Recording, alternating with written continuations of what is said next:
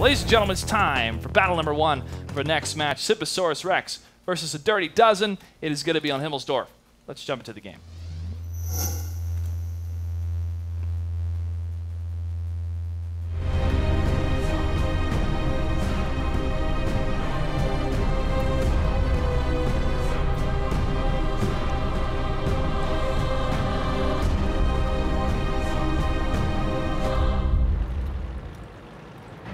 Red team to the north, it is a Dirty Dozen.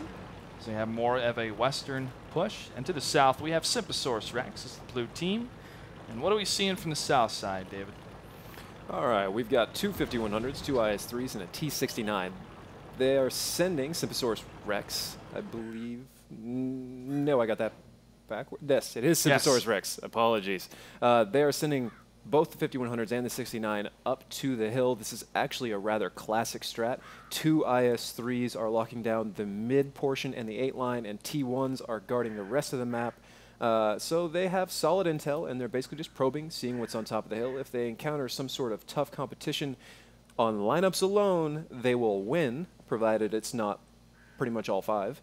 And if that's the case, then Rex will simply push their IS-3s and T1s into cap and cap out, and it should be a rather academic situation for them. But no contact so far, and a rush from Dirty Dozen could be pretty catastrophic. Red Bump is able to see the IS-3 Adeptus Arcanius, and the western side, the western push is going all the way to the west, with the T-69 and the IS-3 moving about halfway down the map at the E and F line. But that IS-3 is in a good position across that G line to see what type of movements will play next to the courtyard. Now, being mindful of this, the red team, the Dirty Dozen, pushing out to that side. YU Mad in the IS-3 is going to push along the other side close to the railroad tracks. And Red Bump in the 1390 still trying to scout, using the cover here and actually through this arc window to scout anything. But Cinnabar in the T1 is able to see the T-69 and the rest of the tanks here, at least a couple of them, pushing into the south. And what will the blue team do? It looks like they're going back away from the hill and going towards the tank ally side. Oh, a shot right through the box, and it's a miss, but Forgotten in the IS-3 is able to get the kill against the T1. Eyes and ears are down. 7 minutes and 43 seconds left on the clock. Looks like the blue team's going to set up a defensive position. This is something I am pretty much positive that Rex knows how to handle. This is kind of a situation we have gotten in against Simp Main many times, so I would not be surprised if they have somehow rubbed off on Rex here, or if Rex has seen the footage or something along those lines, and they know how to set this up. It looks like actually that may not be the case. They're setting up very different from how Simp Main sets up, and I would not necessarily say it is better. Well, the setup is there, though. As a 1390 is going to be cruising down the corner. He sees the 5100. He takes a shot. He's on fire. Red Bump does not have a fire extinguisher. Or if he did, he used it a little bit too late. And he is the first casualty for the Tier 8s. But now the IS-3s are pushing in to try to get a revenge kill from the south side. YU Mad, one of the IS-3s, is waiting for Isaac to get the lead, as the flag is under attack. Capture right behind the church is happening. YU Mad shots ring out, but they are not true against him. Those ones are. A couple crossfire happening from the 5100s as the IS-3 2AP3 takes some hits himself. Itzik trying to get around the corner here, and his T-69 is able to light up one of the IS-3s in the 2AP3. Adeptus Arcanius, however, is trying to get the backup. We'll get in front of him to share that HP, but he takes a hit from the left. This is a straight-on crossfire here, as Air News and Fruitcake for me are on the opposite side of that church there, and they can continue to put on that capture pressure. Now this is a situation where the crossfire is working two ways. In the beginning it got them an early advantage by taking out one of the Tier 8s, but now if they're trying to reset that 69, they're getting shot by YU Mad and the IS-3. Fortunately, because Dirty Dozen only brought a 1390 and it's already dead, most of the power of their crossfire is pretty much done, which makes these positions that Rex in incredibly superior. It's basically just an exercise. I think both of these autoloaders are clipping. Now that that 69 is gone, they have all the time in the world. They can clip, they can find their targets and dust them pretty quickly here. Yeah, Blackbird, Z96, and Forgotten were able to get in there and get one of the kills of this T8 against the alleyway. But now the T-69's Fruitcake for me, along with his battle buddy, can get some more shots fired against the IS-3. Another shot, and there comes worst player in the 5100, leading the charge against the IS-3s. Blackbird gets destroyed here as Air News is trying to get into the front area in the 5100, crushing in those blows on the side. IS-3 takes down the other IS-3, Why You Mad, and now it looks like the blue team, Simposaurus Rex, is going to get the lead here in kills, and they do. Only 2 T1s left alive. Simposaurus Rex will clean this up. No problem. It's just a matter of time before they take battle number 1. And the T1s still trying to scout here. And they're not going to be able to do much. So in the G line, we have Silano and the shots fired from 2AP3. Orange Crush in 775. 2AP will not be able to get the shot in his IS-3 because he's still reloading. Orange Crush 775 still on the run. Is he going to stop running? Looks like he is. He's just simply going to say, end it! And Fruitcake for me does. First battle victory goes to Simposaurus Rex. And a swift victory in terms of, well, kind of that last match that we saw. A little bit of draws that happened, a little bit of slower movements in some of the battles. But Himmelsdorf, to me, is a fun map for the first 2 minutes because so much can reset in that amount of time. We saw a reset from that hill play because of the western push. And you know, even a little bit later, there's so many flag cap resets because of that crossfire. But David, in your mind, in your words, what kind of went wrong for Dirty Dozen there? For starters, they brought a 1390 to Himmelsdorf, and there's only, well, I can't really even think of one off the top of my head. We ourselves have experimented with it a little bit, and it just is not the right tank for this map, in my opinion. Maybe you can scout the hill with it in the very beginning, but then once you've done that, what do you do with it? So that, for starters, is the biggest problem. And then when they do start feeling out cap, they're not doing it with support. The 1390 drives most of the way down that diagonal road. He has nothing overwatching him. When Simp pokes out, their positions aren't particularly great. They're very easily pinned where they were. If there had been IS-3s overwatching that 1390, there would have been a lot of fire exchange between those two teams, and that would have been much, much better for Dirty Dozen to try and dig their way out of that. Soviet, the man with the plan over there, what did you see? Pretty standard strategy here from Simposaurus Rex, pushing the 3 tanks up here on the hill, going all the way down here and just coming up the hill, making sure that the hill is secure, and then pretty much a reactionary thing. You see that the enemy is coming from the 1-2. This T1 does a good job kind of spotting everybody, takes time to go down, and then it's just a reposition from Simposaurus, taking key points, this road here, the church, of course, and this line, very important for defending anything in this little slanted road. So Simposaurus Rex just kind of played them tactically, set up crossfires, and whittle down the team. No, that's how it was done. And sometimes you can't really go for the initial kill on those tanks. You just have to whittle it down. But when you're able to get that HP advantage in any type of battle, in any type of map, that is how you kind of win. And you have to be patient, too, to try to get those engagements that's favorable for your team in the long run. Not just, hey, let's kill this tank, but we took way too much HP damage, or we lost track, we had to burn a repair kit, and that could hurt you later on in the battle. Let's take a quick break. We come back. Battle number 2 of Simposaurus Rex versus the Dirty Dozen. You're watching WGLNA Season 2 Qualifier 2. Stay tuned.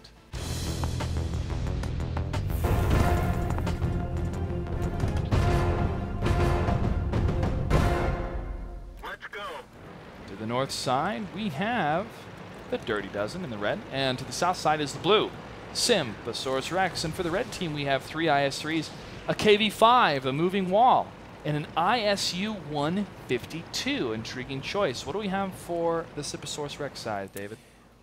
Something much more conventional and undoubtedly better in many ways. More effective. 2 5100s, 2 IS-3s, and 1 1390. So that 1390 is going to get them a lot of vision, a lot of swing support in the event of a cap. They've got a lot of power there. And as you can see, pretty solid intel right off the bat. Keanu not able to dodge that. He did learn Kung Fu, but not enough. 699, 1100 is the damage that he took here in the 1390, but is able to scout some serious information with those heavy tanks taking some shots at him. You know, technically he has to die before he actually learns how to stop the bullets. That's so, true. You know, when we actually get into the season, you might have to watch out for that if they do make it through. that was not exactly the best line, as you saw, because he took damage. Yeah. And if you do that correctly, you can get away pretty much scot-free. There can be the odd snapshot that'll catch you, but that's very unlikely. There's a difference between walking the path and knowing the path. And right now, the path that Keanu knows is pain, because he's taking some serious damage in that 1390. But he's not out of the fight yet, and he did get some information. However, the spread for the red team is they do have those 2 IS-3s, as we see on the screen now, in pretty much a lockdown position, battle buddy mode, being able to share some HP if necessary. YU Mad pushing out, acknowledging to his teammates, hey, let's go. Forgotten, closing in on his position as well, but crossing to the other side. But they still have one of the heavy tanks, and which one is it? Is it the IS? Yeah, it's the ISU 152. Hold up here for that Delta Village side, and in a defensive position at that. But they spawn to the north, so technically they're actually able to reach the Delta Village before anyone else. Keanu in the 1390 gets the kill against Solano T1, and that is the first death, the first blood on the map so far. Now, you said a heavy tank, and it's actually a tank No, destroyer. it's a tank destroyer, yeah. Now, is there perhaps a heavy with him? There is a KV-5. That's the heavy tank that's with him. Aha, so that makes a little bit more sense. It is a strange 3-2 split, but a lone ISU would make even less sense than essentially lone pair of KV-5 and ISU. Now, where that's going to come into play is Rex is not going to think that's what's going on. If they do spot this ISU and or KV-5, or if they feel the shot from it somewhere, oh, actually, that's a very, very good position for them to spot them. They're going to be hesitant at first, thinking there is no way these guys are here by themselves, but they're going to recognize there's no better option, and they're going to kill what's in front of them. Yep, and that KV-5 is the one that's going to take some hits here as the ISU 152 gets lit up, 382 out of 1010. Doesn't get his shot off at all. I don't know if anything landed, but he gets destroyed as the KV-5 did take some hits himself. And he is at 620 out of 1780. Not good for the heavy tank. An incredibly devastating blow for their tank destroyer. He is out of commission right now, and that is a huge set of damage dealers here. Or at least a lot of HP for the KV-5 that can go down here pretty quickly as the surround happens from the 1390. Keanu gets the kill. Point break style. Red bump is down. And that leaves only 3 IS-3s left on the field, while the blue team, Simposaurus Rex, could clean this up pretty easily. However, it's not over yet, as those IS-3s are in a defensive mode here. Flank is going to have to happen swift and precise, really, to get some shots on them. Now, that was very fortunate of Rex to catch the ISU and the KV-5 in that position. Had they just taken fire from him and not spotted them, then they undoubtedly would have been much more hesitant, not only because you have to push on tanks you can't find, but because there's no way you're going to think that they're alone. But I really like, essentially, I'm going to mess this quote up, but aggression is good. We'll put it that way. Well, so is landing your shots against an IS-3, and that's what worst player NA did. Forgotten goes down. More shots are able to find the remaining IS-3 on this side of the map. Blackbird Z96 taking a lot of damage. 408 at a 1500. The 1390. Keanu, MVP for the game, is able to clean that up. Only one IS-3 left alive on the map, and he is taking some shots from Adeptus Arcanius and Revelator. And now he turns the corner. Keanu sees him. Keanu needs to stay mobile, though, as YU Mad is trying to land some shots against him. Keanu may be clipping here. The T1 Cinnabar covering his friend as he tries to get out of there, and he does. YU Mad turns his turret to try to line up the hit, but here comes Adeptus Arcanius with the cover kill, and a couple more shots, and YU Mad will go down, leading to another victory of Simposaurus Rex. I gotta say, I'm excited to see Simposaurus Rex start out this way. I think we all remember the qualifiers were a little bit slow, yes, as some might say. But here, as soon as they encountered something they didn't know how to handle, they swung to a different side of the map, trying to stay aggressive. It paid out in spades, and that is a drastic improvement from what we saw last time. It was an improvement, and it was a intriguing flow for Keanu, really. At first, taking a lot of damage. You think, oh, guys, we got this. He's going to be out of commission soon. We can focus fire on him. But he slipped out of there and is able to stay mobile on the map and use the mobility of that 1390 to get those flanks. And even when he was under fire, potentially under fire from the last IS-3. He's like, yeah, I'm going to not want to spend my credits to repair my tank. You guys take care of it as he went back to reload. So well played by him. Actually, how did he perform there in the score, David? Really, it was about 1,700 from Okeano in the 1390, second overall. That's very good for a 1390, but worst player NA, ironically, comes in as the champion of the round with 3,000 damage, which is more than the entirety of Dirty Dozen combined. Mm-hmm. Well, living up to his name, Psych, at least opposite day-wise, worst player NA.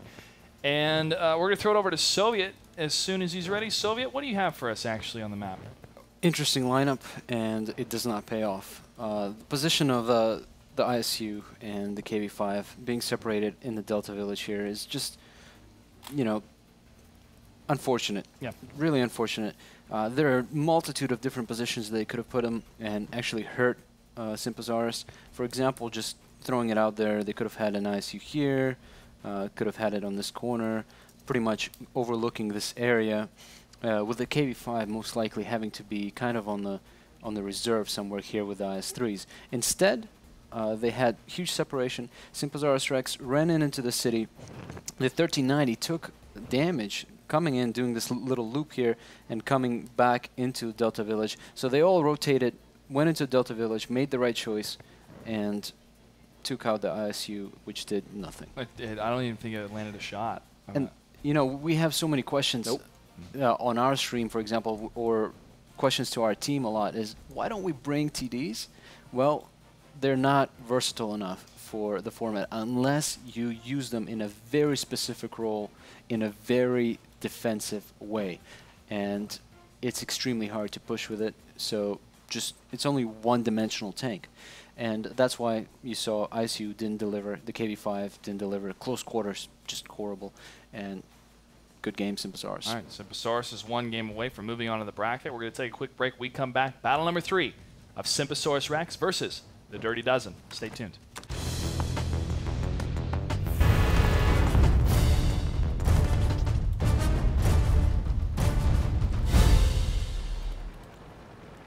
All right, to the south, we have the Dirty Dozen in the red, and they brought pretty much the same lineup. KV-5, ISU 152, and 3 IS-3s. They really want to use that tank destroyer. And to the north side, the blue team, what do we have for tanks, and what is their position on the map, David? Well, we have 2 anti-TDs, 2 1390s, 2 69s, and a T32. Basically, this lineup is significantly superior to the Dirty Dozen's lineup, provided they don't let Dirty Dozen step directly on top of them with those IS-3s and KV-5, and they don't let the ISU connect against anything all that important. But with these 2 1390s, they should be able to outmaneuver that very quickly, find it as they just have, and from that point forward, it's just a ISU. Oh, that miss! That miss would have just killed Okeano, almost undoubtedly. Yep, the 1390 Okeano, 815. Orange Crush shooting into the ocean, trying to fish here. Another shot does ring out. He takes a little bit more damage. A large 2, and the 1390 gets a kill. First blood goes to A large 2, taking down that T1. Okeano still left alive here in that 1390, and we have the ISU 152 trying to line up a shot anywhere on the water side, backing up a little bit next to the bushes here. Now his turret can't move from left to right, so he has to move his whole tank in order to aim, which is a little bit difficult to get used to. But if you play if you play a lot of TDs, or if you play an M3 Lee on the American tech tree, then you'll get used to it kind of fast.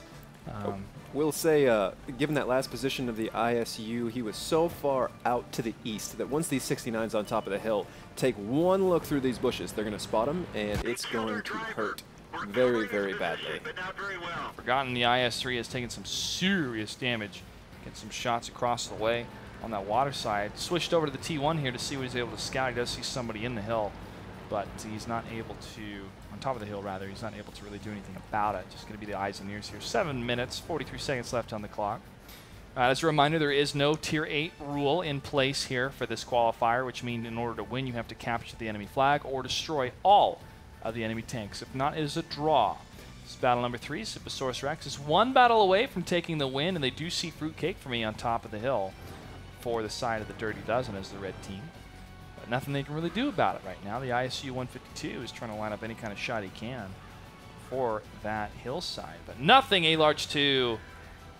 The AMX 1390 is able to take down the T1. Nothing the T1 could do except absorb the shot and die. That is very important. Rex has vision control completely. They've killed both of Dirty Dozen's T1s, and it freed up that corner right there. There's a bush that they could use with those 69s to spot where the ISU and the IS-3 were last they saw them. Although I have a feeling the ISU's probably moved now, feeling a little bit naked.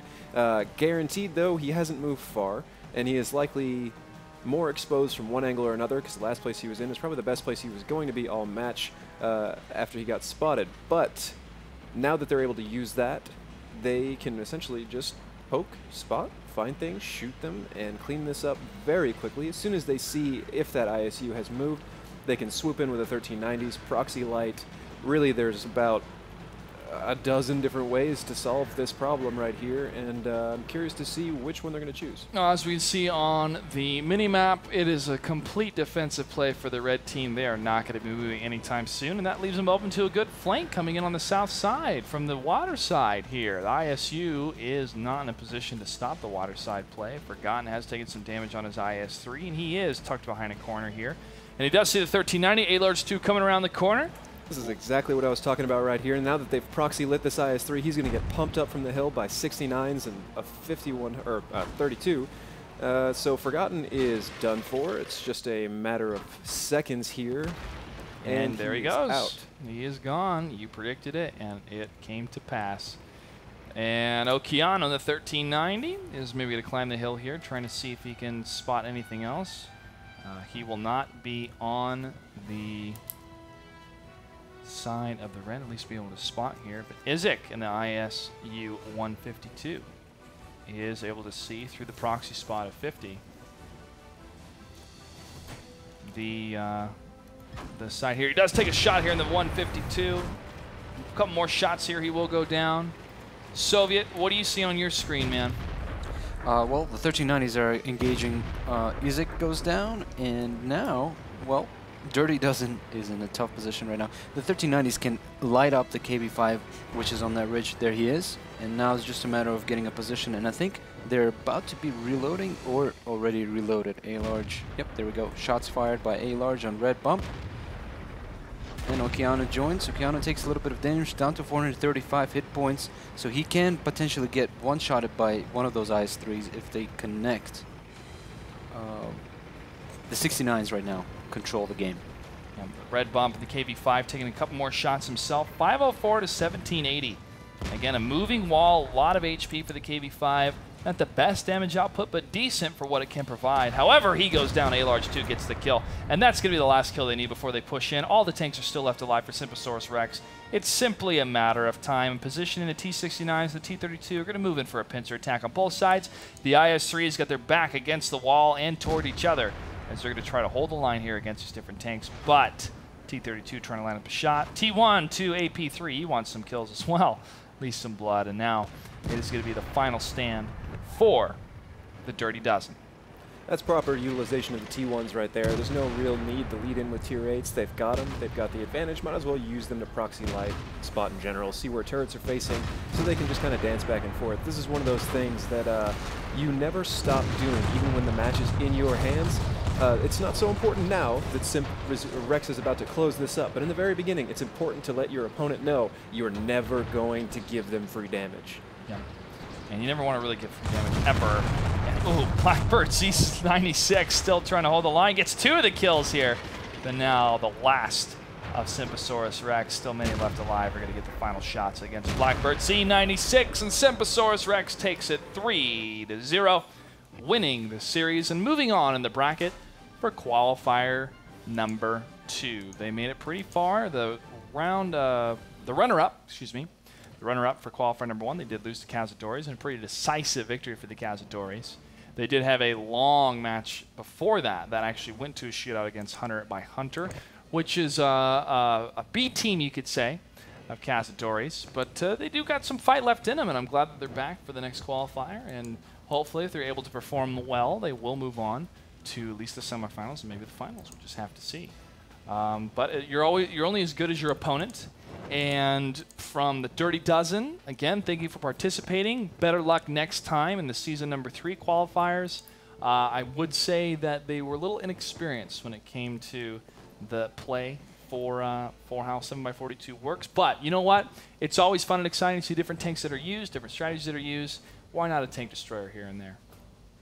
Yeah, especially clans that have been doing a lot of clan wars. And I know D12 has been around for a long time, and that is a clan. It's not just a tournament team. I'm sure this is just an assembly of people from that clan. And in clan wars, a lot of TDs are being used, especially right now. So I think it's not surprising to see some teams using them. But in 742, it's a very, very different environment.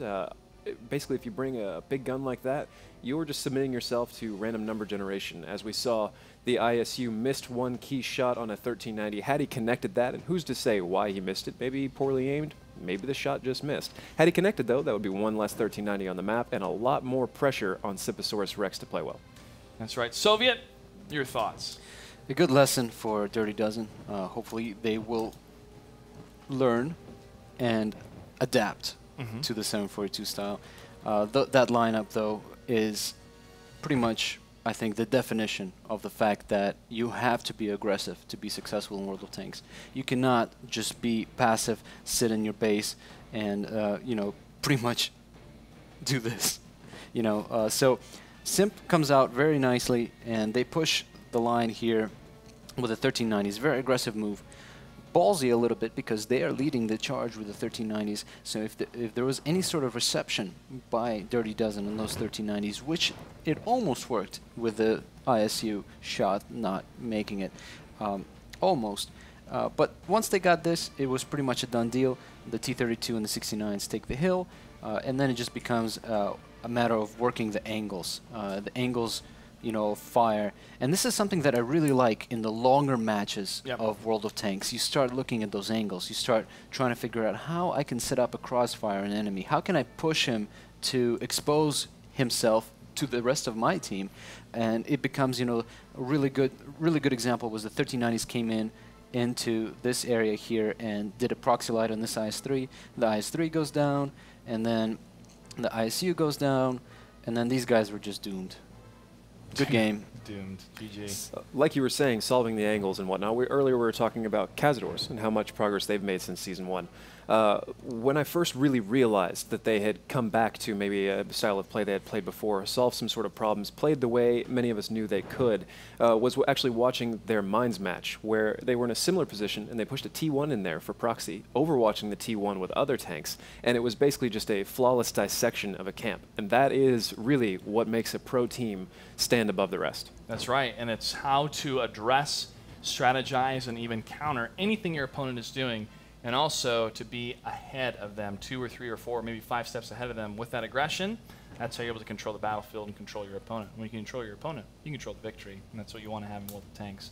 We're going to take a quick break. We come back. The final match of tonight is going to be Spurglords versus Vorbild Line. Stay tuned, ladies and gentlemen. You're watching WGLNA.